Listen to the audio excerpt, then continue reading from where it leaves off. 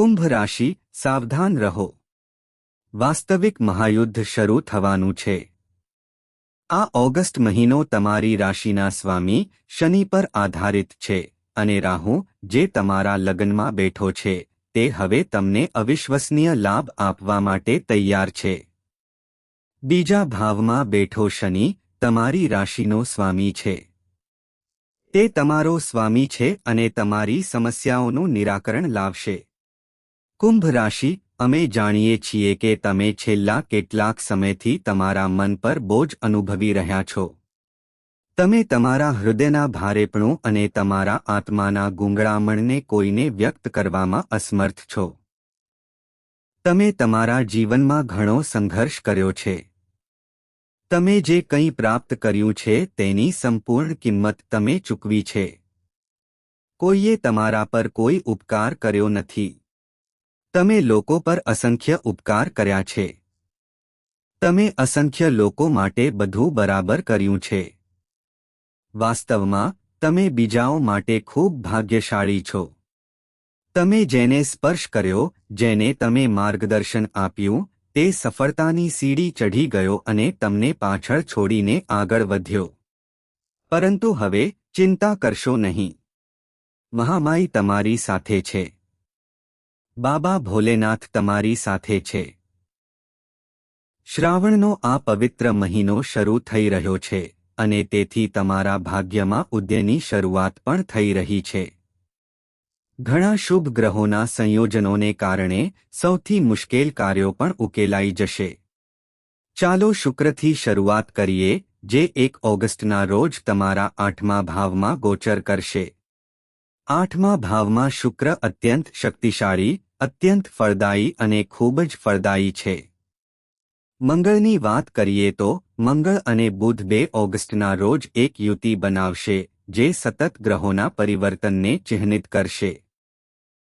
2 ઓગસ્ટના રોજ મંગળ અને બુધ તમારા 5મા ભાવમાં એક અદ્ભુત યુતિ બનાવશે અને પછી આ જ બુધ 5મા ભાવમાં સૂર્ય, ગુરુ અને બુધ સાથે એક શક્તિશાળી રાજયોગ બનાવશે. ઓછામાં ઓછા ઘણા અટકેલા કાર્યો પૂર્ણ થશે. ઓછામાં ઓછા કેટલાક ગડબડવાળા કાર્યોમાં સુધારો થવાનું શરૂ થશે. પરંતુ તમારે હજુ પણ કેટલીક મહત્વપૂર્ણ સાવચેતી રાખવાની જરૂર છે. તમે ભૂલો કરવામાં નિષ્ણાત છો. તમે દરેક જગ્યાએ તમારા હૃદયને, તમારા મનને અનુસરો છો. તમને ઘણી વખત દુઃખ થયું છે. તમારી લાગણીઓનો ઘણી વખત દુરુપયોગ થયો છે. હા કે ના હોય તો ટિપ્પણીઓમાં અમને જણાવો. પણ હવે પૂરતું છે.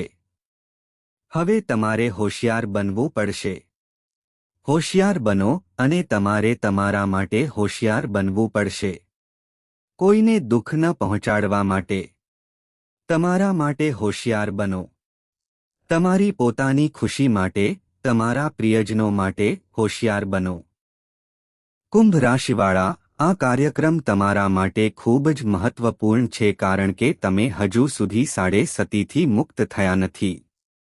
સાડે સતી લગભગ 1 વર્ષ સુધી ચાલુ રહે છે. હજુ પણ વધુ અવરોધો છે. આવી સ્થિતિમાં તમારા માટે ખાસ માર્ગદર્શન જરૂરી છે અને તમે તેને ખૂબ જ સારી રીતે સ્વીકારો છો. તમે જ્ઞાનનો ખૂબ આદર કરો છો. તમે તેને સ્પોન્જની જેમ શોષી લો છો, જેમ સ્પોન્જ પાણી શોષી લે છે. તેથી આ જ્ઞાનને પણ શોષી લો. આગામી કાર્યક્રમમાં આપણે જે શેર કરવા જઈ રહ્યા છીએ તે દૈવી અનુભવ, સાચા શબ્દો અને ગ્રહોની ચોક્કસ ગતિવિધિઓનું વર્ણન છે.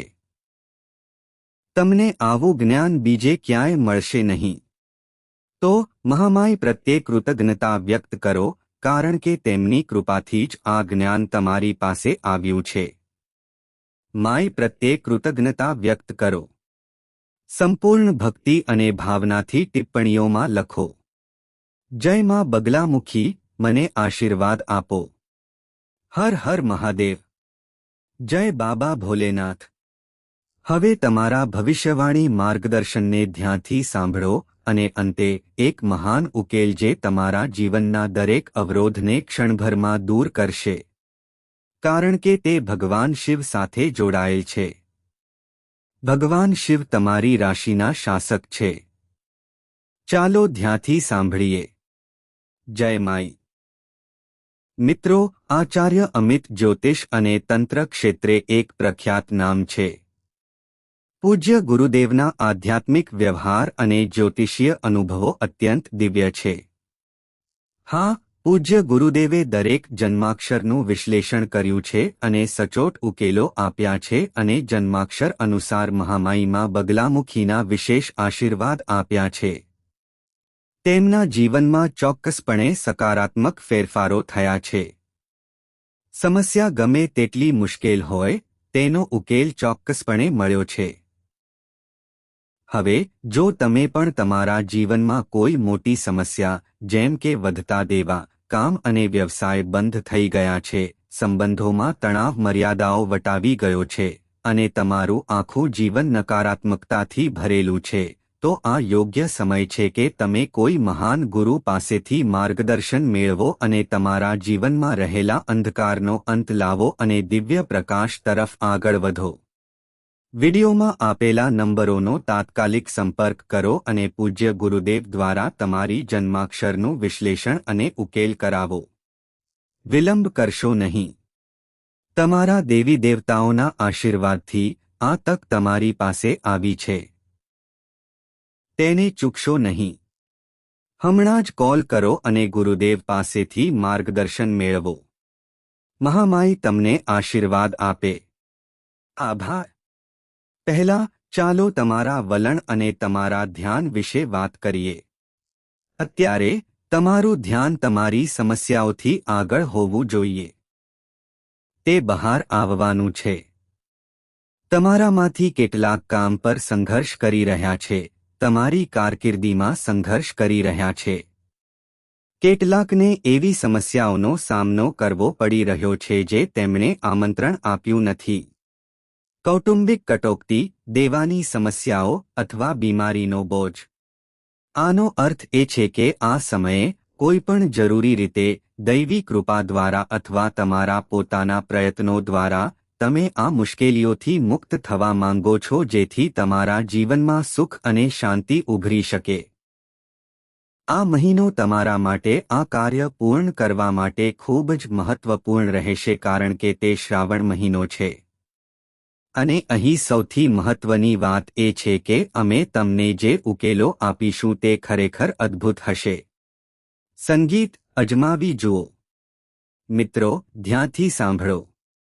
કૌટુંબિક વાતાવરણની વાત કરીએ તો પરિવારમાં કંઈક અંશે નકારાત્મક વાતાવરણ હશે જ્યાં તમે તમારી જાતને અવગણવામાં આવી શકો છો.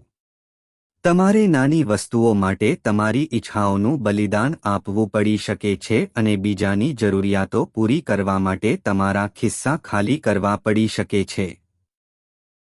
પરંતુ આમાંથી કંઈ તમને પરેશાન કરતું નથી. જ્યારે તમારા પોતાના લોકો તમારી તરફ પીઠ ફેરવે છે ત્યારે પીડા અનુભવાય છે. તમારા પોતાના લોકો તમને નુકસાન પહોંચાડે છે. તમારા પોતાના લોકો તમને અવગણે છે.